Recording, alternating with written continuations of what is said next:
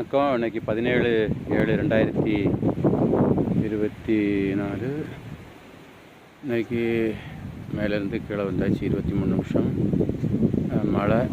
மழை சீசன். காற்று நல்லா அடிப்பாருங்க. காற்று நல்லா அடிக்குது. பயங்கரமாக காற்றினுடைய வேகம் நல்லா இருக்கும். ஆனாலுமே இது இறங்குது கொஞ்சம் ஷூட்டிங் ஆகிருக்குது.